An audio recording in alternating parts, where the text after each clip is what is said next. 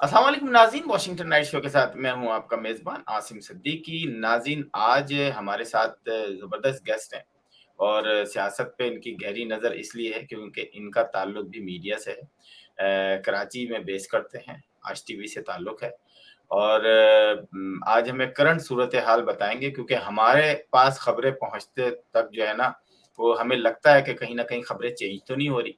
तो नफ़ीस नईम साहब, आपका बहुत-बहुत शुक्रिया हमारे साथ आने के लिए। बहुत शुक्रिया। नफ़ीस साहब, ये बताएँ कि अगर हम सोशल मीडिया पे जाएँ, आज भी जाएँ और अगर इस ट्विटर स्पेसेस पर जाएँ, तो हमें ऐसा लगता है कि जैसे पाकिस्तान के अंदर ज़बरदस्त किस्म की ह्यूमन राइट्स की वायलेशन हो रही है, औरतों के साथ बड़ा बुरा सलूक हो रहा है, उनके रेप हो रहे हैं और पूरी दुनिया खामोश है। यहाँ पर जो है कांग्रेसमैन और सेनेटर्स के साथ मिल के लोग ये बात कर रहे होते हैं कि जनाब देखें अमेरिका कुछ भी नहीं बोल रहा, कुछ भी नहीं बोल रहा। बर्की साहब कहते हैं एक कांग्रेसमैन से कि अमेरिका कुछ भी नहीं बोल रहा, खामोश क्यों है? देखिए, हमारे तो राइट भी छीन लिए गए वोट के, हम तो वोट भी नहीं दे सकते जैसे हम यहाँ पे देते हैं। मतलब आपने दोनों जगह वोट ज़रूर देने हैं ना, या तो आप पहले डिसाइड कर लें कि आप अमेरिकन हैं या पाकिस्तानी हैं। तो चलें ठीक है, आपको एक फैसिलिटी मिली हुई है, आप उसको एन्जॉय भी कर रहे हैं। ये बताएँ कि क्या वाक़ई पीटीआई का ज़ोर अभी भी बाकी है जैसा कि लगता था कि जनाब बस किसी वक़्त भी जो है वो एक हवा का झोंका आएगा और ये गवर्नमेंट खत्म हो जाएगी और इमरान खान दोबारा वज़ीर-ए-आज़म बन जाएँगे, क्या सूरत-ए-हाल है? असल बहुत शुक्रिया मुझे इस प्रोग्राम में शिरकत के मौका देने का। पाकिस्तान में सियासी सूरत हाल तो कुछ अरसे पहले अगर हम कहते तो ये कह सकते थे कि बड़ी मुबहिम है, लेकिन अब सूरत हाल वाज़ेह हो रही है। तहरीक इंसाफ ने जो 9 मई को एक तारीख़ी जिसे हम कहना चाहिए कि गलती कर दी है और वो जो इंस्टॉलेशन पर कुछ उनके कारकुनों ने ख़ासकर जिन्ना हाउस के जलाओ गिराव हुआ, कोर कमांडर हाउस में और तोड़-फोड़ की गई। रेडियो पाकिस्तान में हमने देखा कि हमले हुए। ऐसी इंस्टॉलेशंस पर हमले हुए, जीएचक्यू पर यहाँ तक के कारकुन पहुँच गए, जो पाकिस्तान की तारीख में आज तक ऐसा नहीं हुआ था कि किसी सियासी जमात ने स्टेट को इस तरीके से चैलेंज किया हो। इसका खमियाजा जो है इस वक्त ना सिर्फ तहरीक इंसाफ की लीडरशिप बल्कि उसके कारकुन भी भुगत रहे हैं और क्यों गाहे बगाए ये बात गवर्नमेंट तो ये कहती है कि हम कोई ऐसी कार्रवाई नहीं कर रहे हैं मासूम शहरियों के खिलाफ और जिन जिन लोगों ने जो इस कार्रवाई में मुलविस हैं बलवाई सिर्फ उनके खिलाफ ये कार्रवाई कर रहे हैं, लेकिन तहरीक इंसाफ ये क्लेम करती है कि उसके इन मासूम कारकुन ऐसे जो कि इन्वॉल्व नहीं है, खासकर खवातीन का, जो इमरान खान बार बार कह चुके हैं कि उनको जो है वो पाबंद सलासिल किया गया है और जेलों में उनके साथ नाजेबा सलूक ज्यादती की जा रही है। और इसकी एक एक अजीब सी सूरत हाल उस वक्त पैदा हुई जब इंटीरियर मिनिस्टर जो है हमारे राना सनाउल्लाह, उन्होंने आके प्रेस कॉन्फ्रेंस रात को तकरीबन 12:15 हमें पहले से ही इंटीमेट कर दिया गया कि भाई इंटीरियर मिनिस्टर जो है वजीर दाखिला कोई अहम इंकशाफ करने जा रहे हैं, एक बड़ी इंपॉर्टेंट प्रेस कॉन्फ्रेंस करने जा रहे हैं और हम भी बड़े अलर्ट थे। तो जब उन्होंने प्रेस कॉन्फ्रेंस की तो मालूम हुआ कि उन्होंने बताया कि कुछ प्लॉट किया गया है, एजेंसीज ने कुछ कॉल्स ट्रेस किए हैं कन्वर्सेशन के। कुछ लोग दो एक पीटीआई के कारकुन या किसी लीडर के घर पर धावा बोलने के चक्कर में वहाँ ये सिचुएशन क्रिएट करी जाएगी कि फायरिंग होगी और कुछ लोग मारे जाएंगे, उसका सारा मलबा एजेंसीज पर डाल दिया जाएगा। और दूसरा एक प्लॉट ये उन्होंने बताया कि किसी खातून का रेप करने का भी प्लॉट है और जो खासकर जो परपिटेटर्स थे जो कि इन्वॉल्व थे इस चीज में उनको भी ट्रेस आउट कर दिया गया। ये हमारे इंटीरियर मिनिस्टर ने दावा किया, लेकिन चाहिए तो ये था कि इंटीरियर मिनिस्टर वो ऑडियो क्लिप्स जो उन्होंने अगर कैप्चर किए हैं या ट्रेस किए हैं उसको दिखाते, अपने ही उस चीज को वेरीफाई करने के लिए कि हाँ ये तस्दीक की गई है, एजेंसीज ने ये पकड़े। लेकिन उनके इस बयान में एक झोल था जो नुमाया जाहिर हो रहा था कि उनके पास कोई क्रेडिबल इंफॉर्मेशन, बहरहाल कोई सबूत है कि नहीं है जो उन्होंने नहीं दिखाए, और उन्होंने ये दावा कर दिया। जिसके बाद इमरान खान ने ये कहा दूसरे दिन ही कि मेरी जो बात थी, जो मैं ये कहता था कि खवातीन के साथ ज्यादती की जा रही है, उसकी तस्दीक कर दी गई है और कहीं ना कहीं ये अभी माजरा सामने आएगा कि हो क्या रहा है, क्योंकि बहुत सारी खवातीन वो जेल में। अब सूरत हाल ये पैदा होती है कि इमरान खान ठीक है या इस्टेब्लिशमेंट या हमारी रियासत, आसिम, हमारा अलमिया यही रहा है कि हर चंद दिहाइयों बाद, हर चंद सालों बाद हम बैक टू स्क्वायर वन की पोजीशन में आ जाते हैं। और शायद यही वजह है कि पाकिस्तान न सिर्फ आज मुआशी बहरान का सामना कर रहा है, बल्कि सियासी बहरान का भी सामना कर रहा है। और वो ममालिक जो कभी पाकिस्तान की दौड़ में पाकिस्तान के बराबर थे, वो कहीं आगे जा चुके हैं, और हम लोग अभी भी वही मुकद्दस गाय और सियासी सियासी गेम खेल रहे हैं। और बहुत बुरा हाल है सियासत का भी और अच्छा, मईशत का भी। अच्छा, नफी साहब, आप आर्टिकल भी लिखते थे, आप मॉर्निंग शोज में भी आए हैं, और आपका बड़ा अच्छा कराची के अंदर जो है, जो खबरों पे तबसरा होता है, आपको पता है कि कराची के अंदर जर्नलिज्म भी बड़े रच के होता है, खबरों की आमद और आमद रहती है। जो हमें लगा यहाँ से बैठ के कि कराची के अंदर पीटीआई अपना शायद वो मकाम हासिल नहीं कर सकी जो उसे करना चाहिए था, क्योंकि कराची तो एक दिन भी बंद होना बर्दाश्त नहीं हो कर सकता है, क्योंकि अगर पंजाब 100 दिन भी बंद हो जाए ना, कोई फर्क नहीं पड़ता इकोनॉमी पे। लेकिन अगर कराची एक दिन भी बंद हो जाए ना, क्योंकि यहाँ पर पोर्ट है, और सबसे बड़ी बात है, अफगानिस्तान का जो सारा ट्रेड होता है वो भी इसी उस पे होता है, तो आपका जो है वो लाखों नहीं, करोड़ों नहीं, अरबों का नुकसान हो जाता है। तो आखिर ऐसी क्या वजह है कि कराची वो पीटीआई खला पूरा नहीं कर सकी जो कि एमक्यूएम ने छोड़ा था? देखिए, अगर सच पूछे आसिम, तो कराची के स्टेक होल्डर्स जो हैं वो तो एमकेएम है। और एमकेएम अल्ताफ माइनस होने के बाद भी ठीक है, उसके पास वो पोजीशन नहीं है जो पहले जैसी थी, लेकिन एमकेएम का अपना एक ग्राउंड है। दूसरा, कराची में सिर्फ अकेली एमकेएम एक सियासी कुव्वत नहीं है। इस वक्त जब आप ग्राउंड रियलिटी थोड़ी सी चेंज हुई है, अब अगर आपने देखा है कि मौजूदा अभी बल्दियाती इंतखाबात से हम गुजरे हैं, तो जमात इस्लामी ने अपना एक पावर शो किया, अपना एक ग्राउंड शो किया। पीपल्स पार्टी ने भी काफ़ी ऐसे इलाके जो कि कभी एमकेएम के स्ट्रॉन्ग हुआ करते थे, वहाँ से पीपल्स पार्टी कामयाब हुई है। तहरीक इंसाफ में देखिए आमिर, आसिम, तहरीक इंसाफ ने सीटें तो ली थी बल्दियात, लेकिन तहरीक इंसाफ के अंदर अब तक जो है वो एक खींचातानी जारी थी। तहरीक इंसाफ बेसिकली, अगर मैं कहूँ कि एमकेएम का छोड़ा गैप वो फिल नहीं कर सकी। एमकेएम का छोड़ा हुआ गैप कोई भी फिल नहीं कर सकता। और peoples party, Jamaat Islami, MQM, अब ये तीन स्टेक होल्डर्स हैं जो कि कराची को रन कर सकते हैं। अभी आप देख रहे हैं कराची में मसाइल पैदा हुए हैं मेयरशिप के लिए, दोनों में खींचातानी जारी है, दूसरे के गिरबान पर समझने के हाथ जा सकते हैं।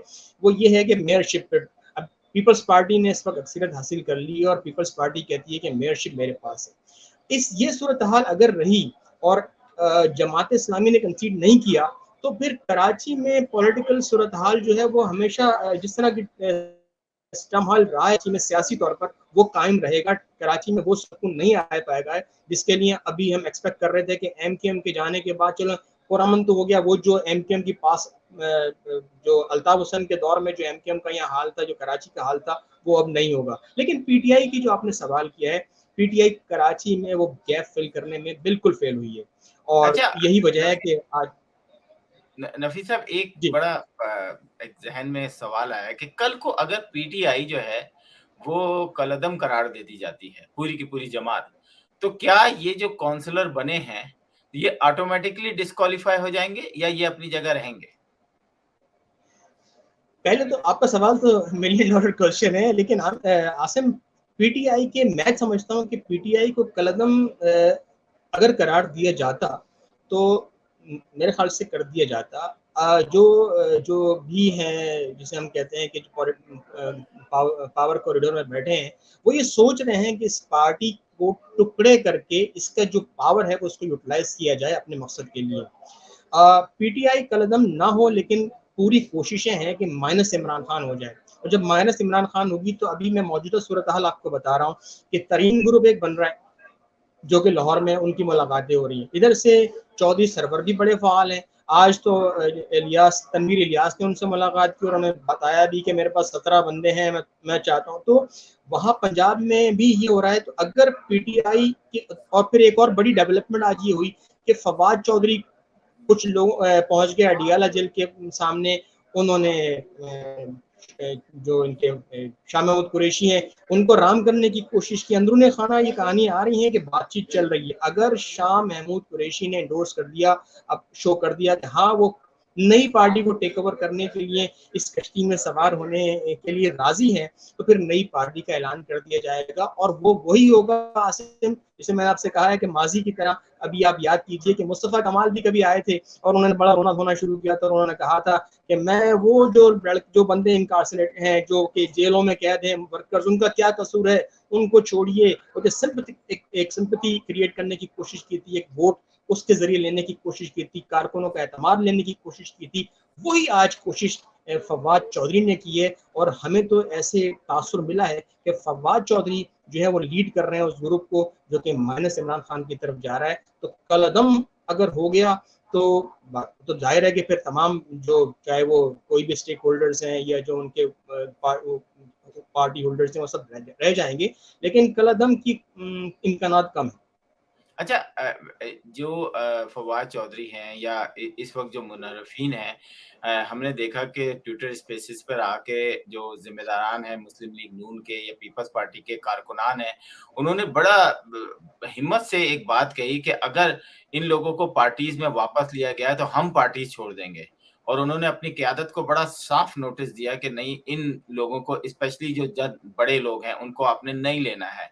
तो अब इनके पास चॉइस भी नहीं बनती, क्योंकि अगर आप सियासत से बाहर हैं तो फिर आप कुछ नहीं है, लेकिन अगर आप कहीं ना कहीं किसी न किसी तरीके से मुस्तफ़ा कमाल की तरह सियासत में हैं तो फिर हैं, फिर आपका एक वजूद तो बाकी होगा। आपकी बेशक उतनी इम्पोर्टेंस ना हो असेंबली में, लेकिन आपका मौजूद तो होंगे। आप किस तरह देखते हैं कि कहीं वो अपने आप को कहीं ना कहीं किसी न किसी तरीके से पॉलिटिक्स में रखना चाहते हैं माइनस इमरान करके? बिल्कुल बिल्कुल आपका तजिया खुद ही आसिम सही है कि देखें हम्माद अजहर, कयानी और शाह महमूद कुरैशी, शहबाज गिल अगर आप देख लें, फर्रुख हबीब, इन 4-5 लोगों के अलावा पार्टी से कहीं कहीं से कोई आवाज़ नहीं उठ रही पार्टी के हक में। तो 4-5 लोगों से अगर मैं कहता हूँ कि चले 10-15-20 कर लें कि इमरान खान की जो इस वक्त आवाज़ें उठनी है, लेकिन ये मैं वो बता रहा हूँ जो कि उठी हैं फवाद चौधरी की मीडिया टॉक के बाद, कि जो उन्होंने कहा है कि हम इमरान खान के साथ हैं और इमरान खान माइनस, अगर इमरान खान माइनस हुए तो हम भी माइनस हो जाएंगे। ये ऐसा होता नहीं है कि सियासतदान जो है वो सियासी कश्ती से ही उतर जाए। पीटीआई के वो लोग जिन्होंने अभी तक सियासत छोड़ने का ऐलान किया है, चंद रोज बाद आप देखिएगा वो दोबारा किसी सियासी नई कश्ती में सवार नजर आएंगे आपको और बड़ा एक्टिव किरदार अदा करेंगे।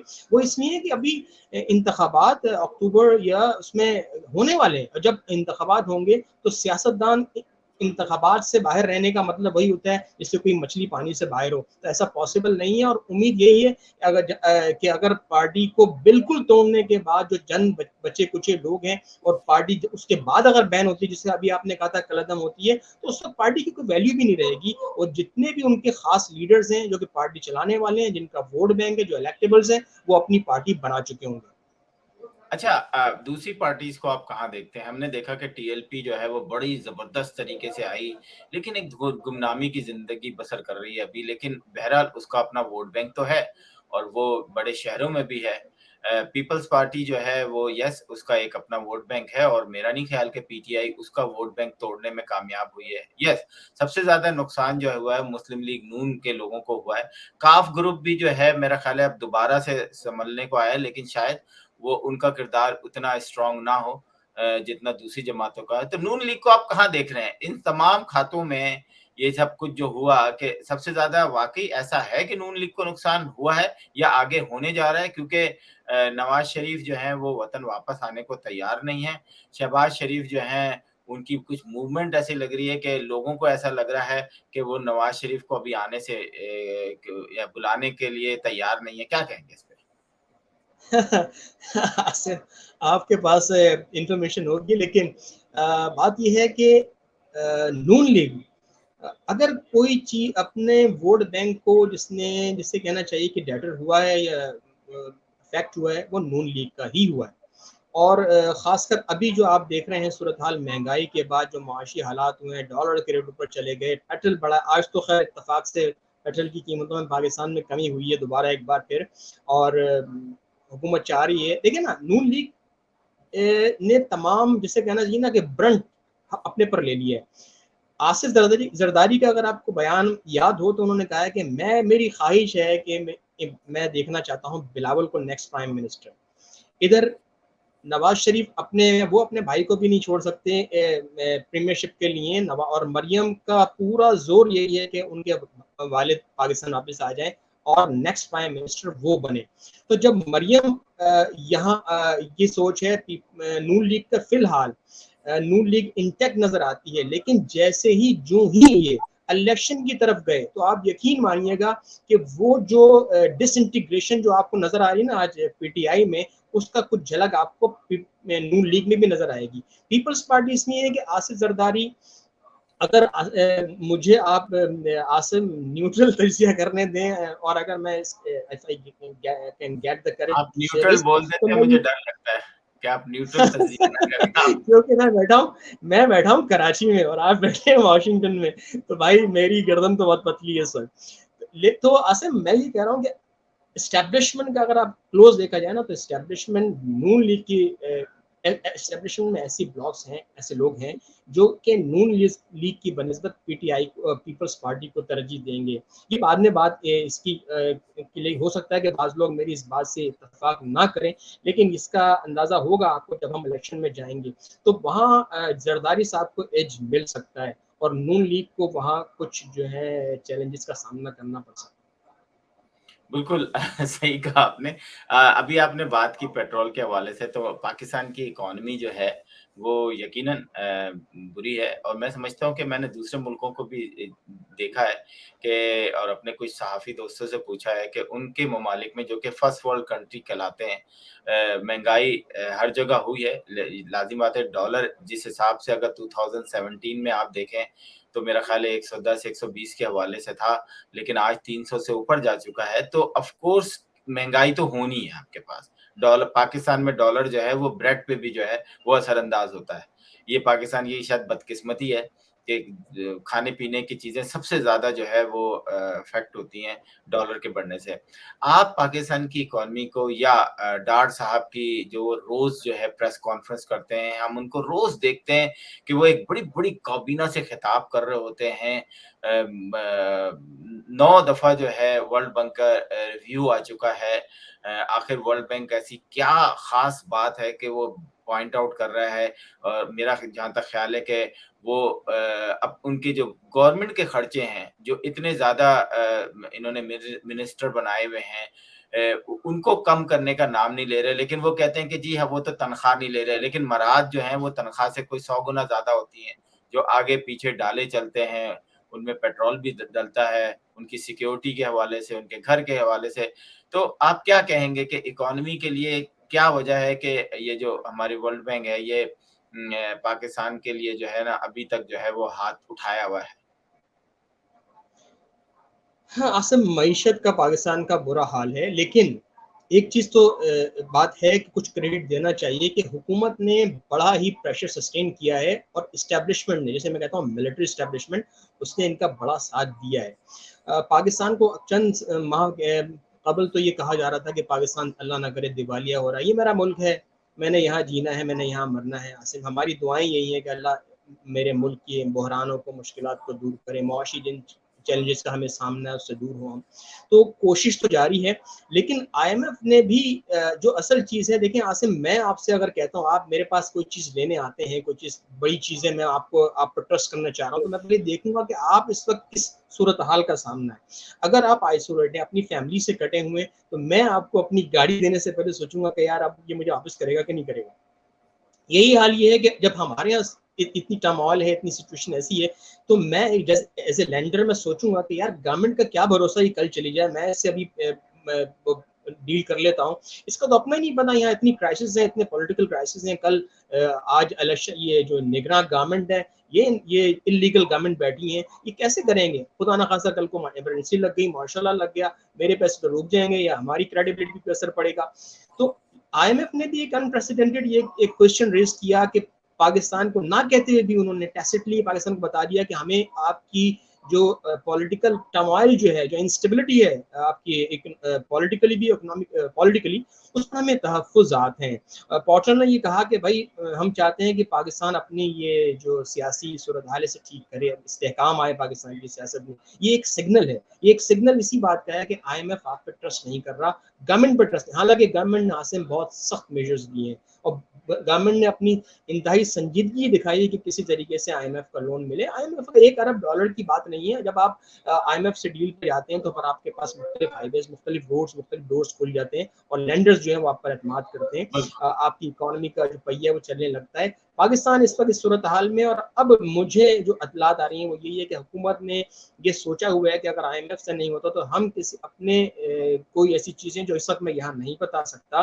कि हम अपने कुछ ब्रादर ममालिक जो कि जिनको हम पार्टनर्स भी कहते हैं, कुछ दोस्त हमारे हैं, उनके पास जाएँ और किसी तरीके से अपने इस जो माशी मसाइल हैं वो हल करें। कई मरतबा कर चुके हैं, सऊदी अरब हमारी अभी मदद कर रहा है, चाइना ने हमारी मदद की है, चाइना ने अपने लोन्स को भी वो किया है, मगर हम इस, क्योंकि हमें खुद, अगर पाकिस्तान को अपने पाँव पे खुद खड़ा नहीं होंगे, पाकिस्तान खुद नहीं करेगा, तो कोई दूसरा आके लैंडर्स, IMF वगैरह कब तक हमारी मदद करेंगे। बिल्कुल हमें मुल्क सही। में सरमायाकारी चाहिए, हमारे मुल्क में बेरोजगारी बढ़ रही है, हमारे मुल्क में अफराद ज़र हो रहा है, लोग परेशान हैं, खाने के लिए 8 चीज़ों पर कंट्रोल नहीं है हुकूमत का। हुकूमत का जिस तरह इमरान खान ने गलती की थी ना आसिम, इमरान खान ने अपनी तमाम तर तवज्जो जो है ना अपने मुखालफिन को क्रश करने के लिए यस। लगा दी थी। इमरान खान के पास नादिर मौका था, इमरान खान डिलीवर कर सकते थे, इमरान खान की एक कैरिस्मेटिक पर्सनैलिटी थी, लोग, दुनिया उन पर ट्रस्ट करने शुरू हो गई थी।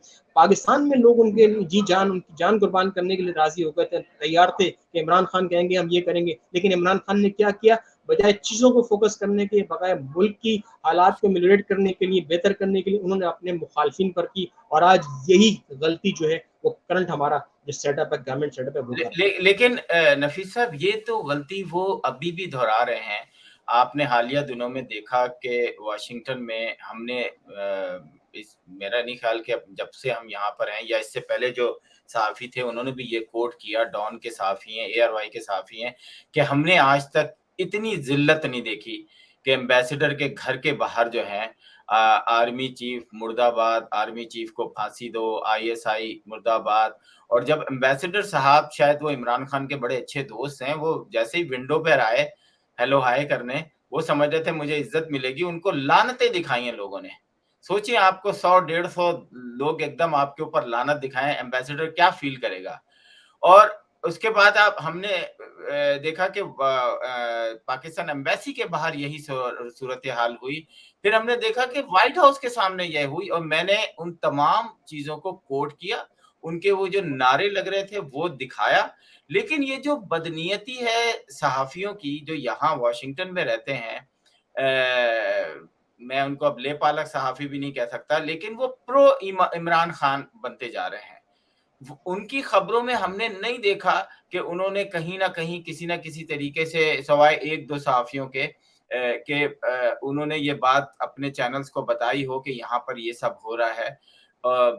आखिर ऐसी क्या वजह है कि आज भी दुनिया में, बल्कि अभी कुछ आपको मेरा ख्याल है 16-17 तारीख को देखेंगे, मुझे पता चला कि कनाडा में जो है वो तकरीबन $17,000 की गाड़ियां हायर की गई हैं, जो बोर्ड है जिसपे वो घुमाएंगे गाड़ियां, जिसपे लिखा होगा कि पाकिस्तान के अंदर ह्यूमन राइट्स की वायलेशन हो रही है, औरतों की तस्वीर। यानी PTI का बस नहीं चल रहा कि वो आज जो है ना इंटरनेशनल जो है ना वो पाकिस्तान पे पाबंदियां लगा दें और पाकिस्तान जो है वो चलना बंद हो जाए। ये जो चीजें हैं ओवरसीज पाकिस्तानियों की, मैं समझता हूँ कि ये इस नफरत, मैं इसे मोहब्बत नहीं कहूंगा, मैं इसे नफरत कहूंगा, कि अल्लाह ताला ने आपको वो सब चीजें दी हैं जो बाहर के ममालिक में, लेकिन आप पाकिस्तान से नफरत की इस हद तक आ गए हैं कि आप टीवी पे आके कहते हैं कि रोशन डिजिटल अकाउंट बंद कर दो, उसमें पैसे देना बंद कर दो। मेरे पास ऐसी वो हैं, वीडियोस हैं जिसमें औरतें कह रही हैं कि आप हमें बताएं, हम यहाँ पे लोगों को पैसे दे देंगे, लेकिन आप डॉलर में पैसे पाकिस्तान नहीं भेजें। यानी हुंडी का कारोबार इंप्रूव कर रहे हैं पाकिस्तान में, जिसके पाकिस्तान की गवर्नमेंट को नुकसान पहुंचे। ये जो मुसलसल, और फिर उसके बाद अपने जो ट्विटर स्पेसिस पे, फेसबुक पे लोगों को कह रहे हैं कि तुमने ये करना है। और अभी एक साहब कह रहे थे नीचे 7,000 लोग बैठे हुए थे और वो ये फरमा रहे थे कि आपने 10 जून को मिलियन मार्च करनी है। मैं तो बोलता हूँ कर दो भाई, एक दफा कर दो मिलियन मार्च, ताकि लोगों को सुकून आ जाए, फैसला हो जाए। सुप्रीम कोर्ट कहे कि चलो भाई ये गवर्नमेंट खत्म करो, 1 महीने में इलेक्शन कराओ, जो भी लेकिन हमें तो पता है कि आपकी सोशल मीडिया की पावर कुछ और है। आप सोशल मीडिया के तो वजीर आजम बन सकते हैं। आज वो आप वोटिंग कराएं, आप सोशल मीडिया के वजीर आजम होंगे। आपको याद होगा मुशर्रफ के जमाने में 10 लाख फेसबुक पे वो फॉलोअर्स बने थे, और मुशर्रफ ये समझने लगे थे कि मैं पाकिस्तान का पॉपुलर लीडर हूं। और फिर क्या हुआ था उनके साथ? तो ये खुश फहमी जो है, इसको जो ओवरसीज पाकिस्तानियों की है, पाकिस्तान में बैठकर आप कैसे देखते हैं?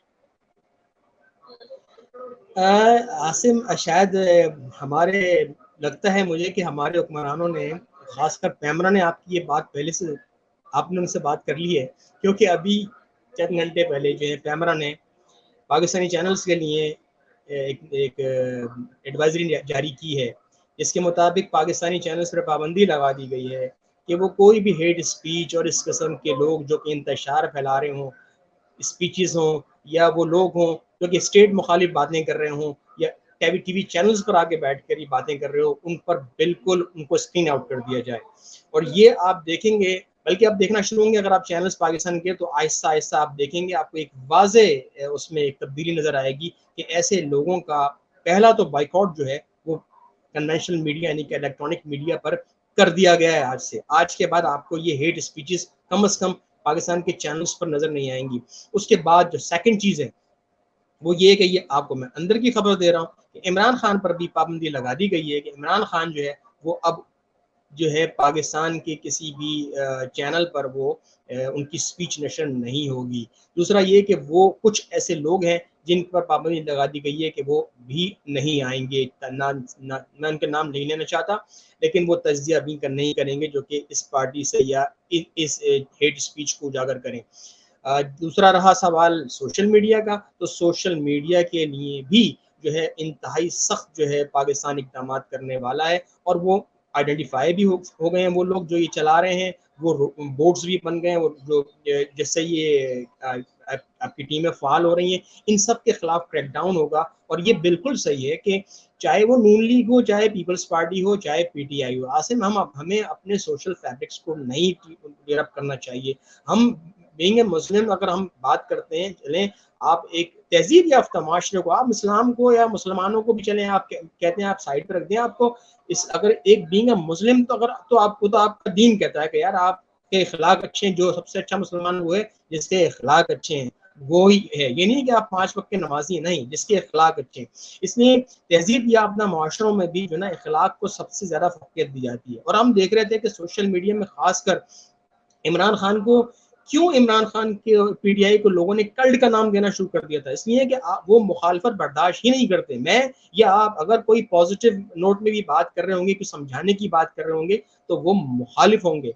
तो अभी आपने देखा कि एक बच्ची जो 9 मई के वाकया में उसको उठाया गया है, उसके वालिद का शॉट अभी हमने चलाया है आसिम। वो बंदा ये वो कह रहे हैं कि मेरी बेटी मुझसे सिर्फ इस बात पे नाराज हो गई कि मैंने इमरान खान को बुरा भला कह दिया। बेटी ने अपने बाप का घर छोड़ दिया सिर्फ इस बात पे कि उसने इमरान खान को बुरा भला कह दिया था, और वो आज बिहाइंड द बार्स है, और वालिद जो है उसका वो रो रहा है खून के आंसू, किस तरह अपनी बच्ची को बाहर निकाल दो। इस वक्त क्या उसके लिए इमरान खान या पीटीआई का कोई लीडर या कोई कारकुन रो रहा है आसिम? नहीं।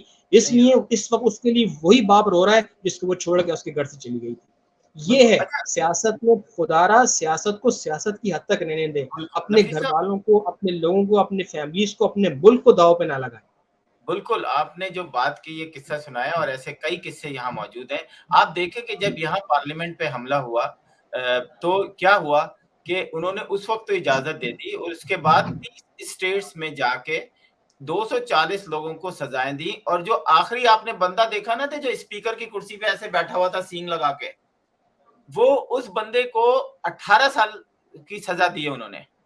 18 साल की। क्या उसने आग लगाई है? नहीं। क्या उसने तोड़फोड़ की है? नहीं। क्या उसने किसी को मारा है? नहीं।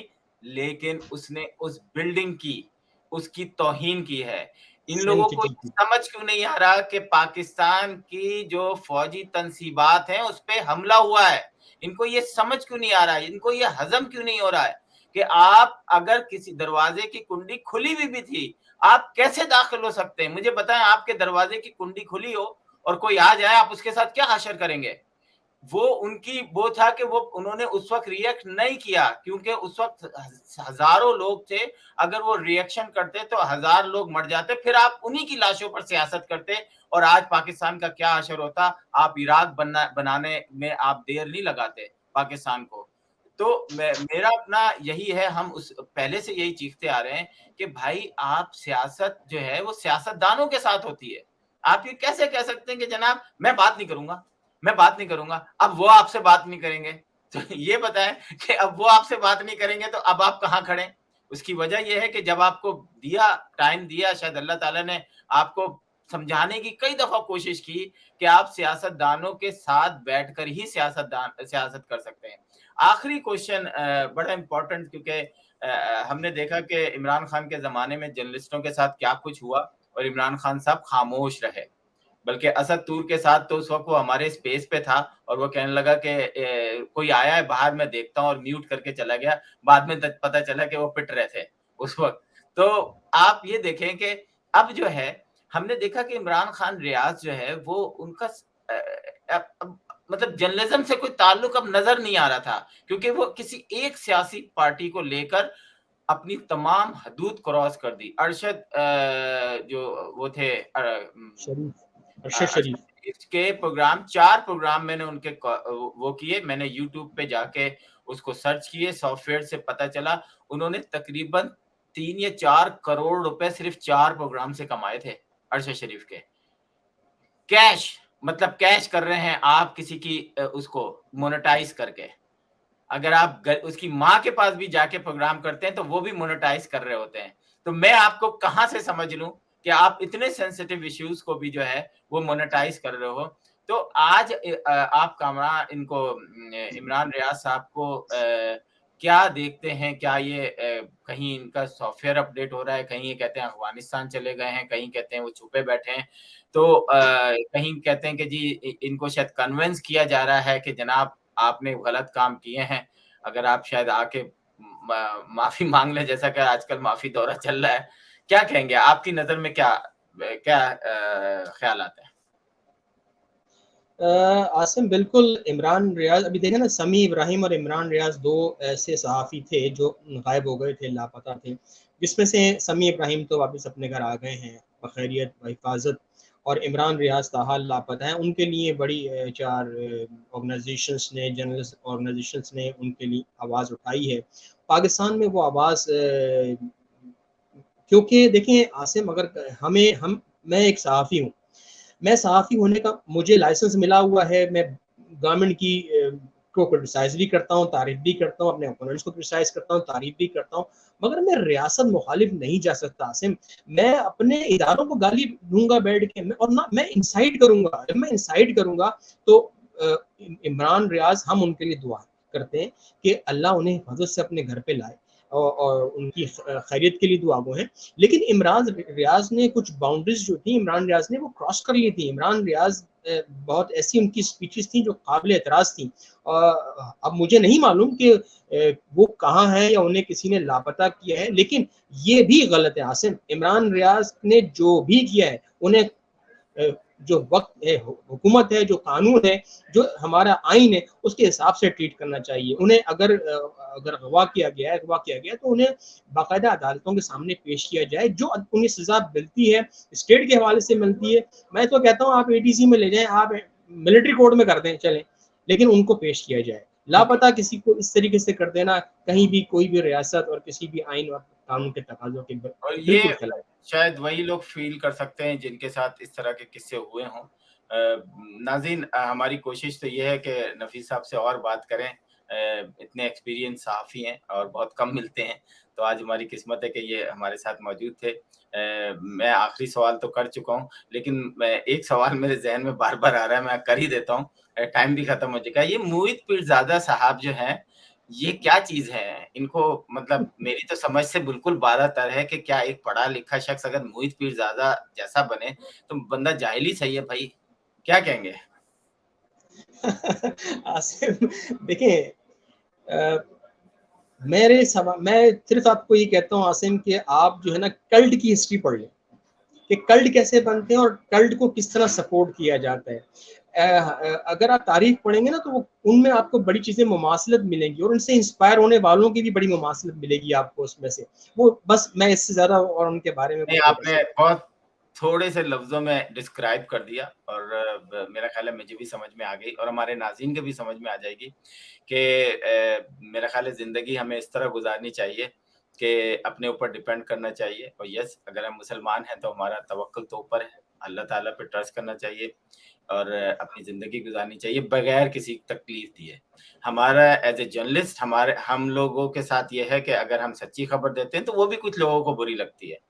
और अगर हम झूठी खबर देते हैं, ये हमारा वो है कि अगर जब हमें पता चले कि ये हमने बाय मिस्टेक ये बात कर दी, तो हमें आके उसकी तरदीद करनी चाहिए, हमें उनसे माफ़ी माँगनी चाहिए।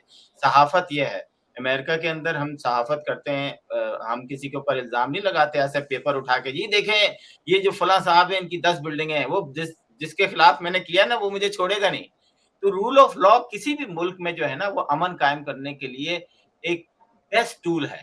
आप रूल ऑफ लॉ कर दें, आप देखें ये सब जो नहीं होता अगर कराची वालों को उस वक़्त सज़ा दे दी जाती सिंध में, बेनज़ीर का जब इंतकाल हुआ था, उन 300 लोग 350 लोगों को सज़ा दे दी जाती, तो शायद ये आज नहीं होता। ये जो वाक़या हुआ था ये नहीं होता। 26 इंजन जलाए थे, ट्रेन के 26 इंजन और उन सबको माफ़ी दे दी गई थी। और कराची में नफ़ीस साहब आप भी थे, मैं भी था उस वक़्त। मैं अभी भी आँख बंद करता हूँ तो मुझे वो चीज़ें आज भी याद आ रही होती हैं। तो नहीं होना चाहिए, वो कल भी बुरा था, आज भी बुरा है। नफ़ी साहब आपका बहुत-बहुत शुक्रिया कि आप हमारे प्रोग्राम में आए और यकीनन हम दोबारा भी आपको बुलाएँगे पाकिस्तान की लेटेस्ट न्यूज़ हासिल करने के लिए। नाज़रीन आज तक के लिए बस इतना ही, आसिम सिद्दीकी को इजाज़त दीजिए। खुदा हाफ़िज़। जी जनाब, सही था? Washington Night Show with Asim Siddiqui.